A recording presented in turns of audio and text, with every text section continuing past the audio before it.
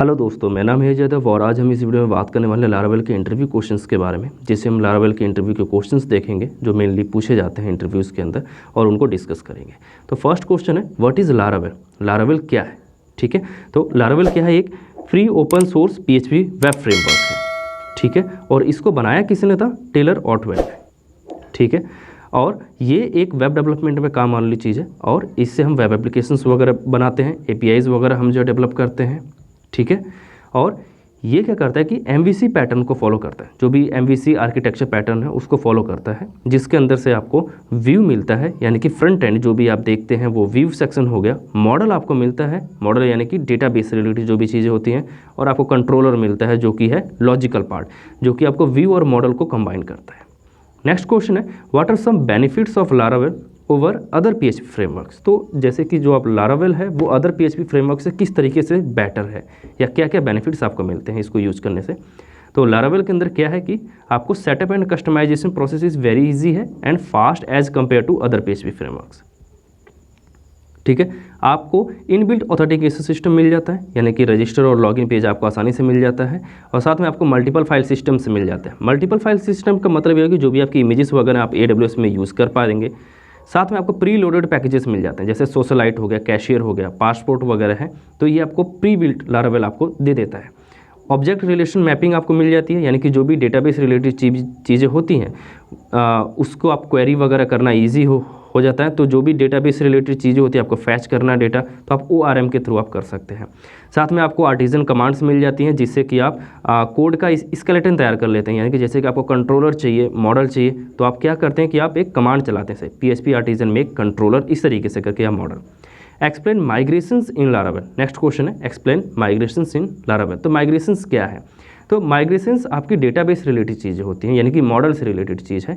तो माइग्रेशंस मतलब जो भी डेटाबेस के अंदर टेबल्स हैं उनसे रिलेटेड चीज़ें आपको माइग्रेशंस में मिलती हैं, जो कि डेटाबेस फोल्डर के अंदर आपको मिल जाती हैं। वहाँ पर आपकी टेबल्स वगैरह होती हैं, जो कि टेबल कुछ इस फॉर्म में होती हैं, जैसे कि यहाँ पे 2021-7-24 है, तो यहाँ पे डेट के साथ में होती है। यहाँ पे हम यूजर्स टेबल क्रिएट कर रहे हैं, बट आप फाइल का नाम अगर आप देखेंगे तो कुछ इस तरीके से होगा।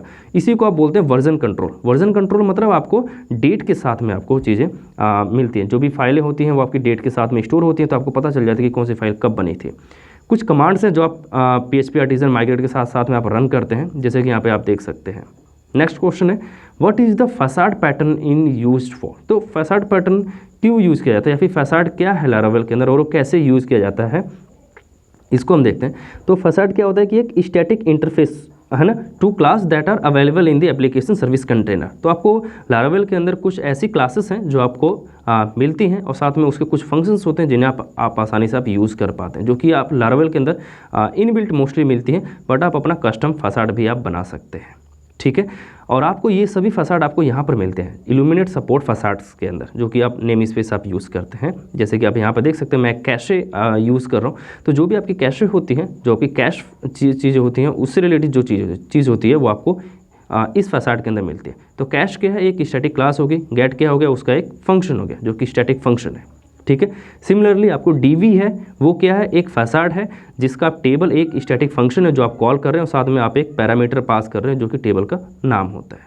ठीक है, नेक्स्ट क्वेश्चन देखते हैं, what is the service container? Laravel के अंदर सर्विस कंटेनर क्या होता है बेसिकली? ठीक है, तो जो लारावेल का सर्विस कंटेनर है मेनली ये ऑब्जेक्ट क्रिएट करने के लिए किया जाता है। तो आप अपना खुद का आप ऑब्जेक्ट, अगर आप जहाँ पर आपको कोई ये क्लास चाहिए, अगर आप ऑब्जेक्ट क्रिएट करते हैं तो उसमें कुछ प्रॉब्लम्स फेस कर सकते हैं।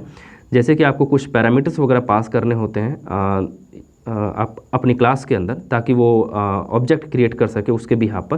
तो उस केस में आपको सर्विस कंटेनर हेल्प करता है। ठीक है, तो ये क्या हेल्प करता है? आपको क्रिएट अ न्यू इंस्टेंस, आपको नया इंस्टेंस करने में आपकी हेल्प करता है। ठीक है, और आपको रिक्वायर्ड डिपेंडेंसीज आपके साथ में ये आप पास कर सकते हैं। जैसे कि यहाँ पे आप देख सकते हैं न्यू क्लास है, डिपेंडेंसी आप पास कर रहे हैं। डिपेंडेंसी मतलब कॉन्फिग के अंदर कुछ वैल्यू वगैरह है उसको आप दे रहे हैं, ताकि वो क्लास के अंदर जो कि नीड है उस ऑब्जेक्ट को क्रिएट करने के लिए, तो उस टाइम आप इसको चाहते हैं तो आप खुद बना सकते हैं। इस तरीके से आप लिख पाएंगे न्यू क्लास करके।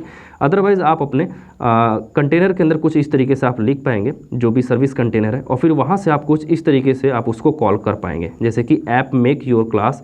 तो क्या होगा कि एक सेंट्रलाइज हो जाएगा, यानी कि एक जगह से आप सभी अपने क्लासेस का आप इंस्टेंस क्रिएट कर रहे हैं जो कि सेम यूज़ होगा। फिर नेक्स्ट देखते हैं व्हाट आर लारावेल इवेंट्स। तो लारावेल के अंदर इवेंट्स कौन कौन से होते हैं?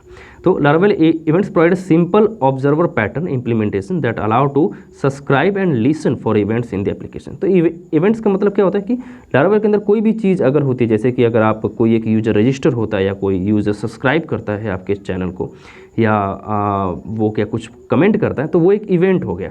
और उस इवेंट पे आप कुछ लिस्नर आप बना सकते हैं, जैसे कि आप उनको ईमेल भेजना चाहते हैं, कोई यूज़र अगर रजिस्टर हुआ तो आप उसको ईमेल भेजना चाहते हो, आप जॉब क्रिएट कर सकते हैं, है ना। तो कुछ इवेंट और लिसनर आप इस तरीके से आप यूज़ करते हैं। अच्छा, what do you know about Laravel query builder. तो जो हमारी क्वेरी बिल्डर होती है लारावेल के अंदर वो क्या है, ठीक है। तो लारावेल के अंदर जो हमारी क्वेरी बिल्डर है वो क्या है कि आपकी डेटाबेस से रिलेटेड जो भी चीज़ें होती हैं, जैसे कि डेटाबेस से कोई भी आइटम फैच करना है या कोई इंसर्ट करना है, तो इससे रिलेटेड जो चीज़ें होती हैं वो आपकी क्वेरी बिल्डर के अंदर आती हैं, ठीक है। लारावेल क्या करता है कि आपको पीडीओ यूज़ करता है, जिससे कि आपको एसक्यूएल इंजेक्शंस के अंदर आपको अटैक से आप जो है सुरक्षित हो जाते हैं, ठीक है। जैसे कि यहाँ पे लिखा हुआ है कि सम डीवी क्वेरीज हैं वैसे, तो यहाँ पे क्या है, चंकिंग है, एग्रीगेट्स हैं, सिलेक्ट्स वगैरह हैं, ज्वाइंस वगैरह आप यूज़ कर पाएंगे, ऑर्डरिंग, ग्रुपिंग और लिमिट और ऑफसेट। तो इन सब चीज़ों को आप क्वेरी बिल्डर के साथ में आप यूज़ कर सकते हैं, यानी कि आप टेबल से डेटा फैच करते टाइम इनका आप यूज़ कर सकते हैं, ठीक है।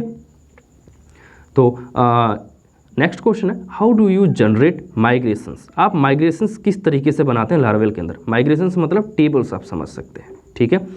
तो माइग्रेशंस बनाने के लिए हमारे पास एक कमांड होती है जो कि होती है PHP आर्टिजन मेक माइग्रेशन करके, ठीक है। तो आप जानते हैं कि माइग्रेशंस हमारी वर्जन कंट्रोल होता है डेटाबेस की टेबल्स का, जिसमें कि आप बहुत सारे लोग अगर मल्टीपल लोग काम कर रहे हैं तो वो समझ सकते हैं कि कब कौन सी टेबल बनाई गई है, ठीक है। तो आप PHP आर्टिजन मेक माइग्रेशंस का आप यूज़ करते हैं जिससे कि आप टेबल बनाते हैं। यहाँ पे टेबल का नाम यूज़र्स है, जैसे कि अगर पोस्ट हुआ तो यूज़र्स की जगह पे क्या होगा कि क्रिएट पोस्ट टेबल, एस लगाना पड़ेगा लास्ट में, ठीक है। तो वो पोस्ट नाम की एक जो है टेबल वो क्रिएट कर देगा, जो कि लारावेल का नेमिंग कन्वेंशन है, लास्ट में एस यानी कि प्लूरल फॉर्म में, ठीक है। तो PHP artisan make migration command का आप यूज़ करते हैं, और ये आपको कहाँ पे मिलेगी, डेटाबेस फोल्डर के अंदर, वहाँ पे माइग्रेशंस नाम का फोल्डर होगा, वहाँ पर आपको ये सब चीज़ें मिल जाएंगी विद टाइम स्टैम्प यानी कि जो हमने पहले देखा था, जिसकी वजह से इसे हम वर्जन कंट्रोल बोल रहे हैं, जिसमें कि आपको डेट और टाइम के साथ में मिल जाता है कि ये टेबल कब क्रिएट की गई थी। नाउ नेक्स्ट क्वेश्चन है what is the benefits of eager loading, when do you use it. अब ईगर लोडिंग क्या होता है, तो ये क्वेश्चन मोस्टली पूछा जाता है कि लेजी लोडिंग और ईगर लोडिंग क्या होता है लारावेल के अंदर। बेसिकली ये क्वेश्चन मोस्टली इंटरव्यूज में पूछा जाता है। तो लारावेल के अंदर जो हमारा ईगर लोडिंग होता है, यहाँ पे लिखा हुआ है कि when accessing eloquent relationships as a properties the relationship data is lazy loaded. तो जो भी हम डेटा फैच करते हैं रिलेशनशिप के साथ में, उसको हम लेजी लोड के थ्रू आप कर सकते हैं, या फिर आप ईगर लोड के थ्रू आप कर सकते हैं। तो वही हम देखेंगे कि कैसे हमें करना है। तो यहाँ पे लिखा हुआ relationship data is not actually loaded until you first access the property, ठीक है। तो यहाँ पर क्या है कि हमारे पास दो चीज़ें हैं, एक तो ईगर लोडिंग है, ठीक है, जैसे कि यहाँ पर देख पाएंगे eager loading elevates the n+1 queries, ठीक है। प्रॉब्लम लेजी लोड के अंदर क्या होता है कि n+1 क्वेरीज लगती हैं, और ईगर लोडिंग उसी चीज़ को सॉल्व करता है। अब वो कैसे सॉल्व करता है ये हम नीचे देखते हैं, ठीक है। तो जैसे कि हमें यहाँ पर मिल रहा है कि यहाँ पर सिर्फ 2 क्वेरी लगाता है, ठीक है। तो सबसे पहले हम देखते हैं कि आपका लेजी लोड में क्या होता है। जैसे कि हमारे पास पोस्ट हैं बहुत सारी और उसके कमेंट्स हैं, तो हमें सभी पोस्ट की क्या चीज़ चाहिए, उसके कमेंट्स हमें फैच करने कि भाई आप सभी पोस्ट के आप कमेंट्स दे दो। मान लीजिए आपके पास 100 पोस्ट है, ठीक है। तो आपने 100 पोस्ट क्या हुआ कि एक बार में फैच कर लिया ऊपर वाले में। अब हर एक पोस्ट से रिलेटेड जो भी चीज़ें हैं, जो भी कमेंट्स हैं, हर एक पोस्ट के जो भी कमेंट्स हैं, अगर आपको उसे फैच करना है तो आपको फॉर ईच लूप में डालना पड़ेगा। तो आपने बोला कि फॉर ईच लूप में डालने के बाद आपने बोला कि भाई जो भी पोस्ट है उसके मुझे कमेंट चाहिए। तो एक क्वेरी तो आपकी चल गई पोस्ट की, ठीक है, जो कि पोस्ट आप सभी फैच कर रहे हैं। और फिर नेक्स्ट क्वेरी आपकी चल रही फॉर ईच की, ठीक है। तो अब फॉर ईच लूप क्या होगा कि वो 100 टाइम चलेगा, ठीक है, क्योंकि 100 पोस्ट है।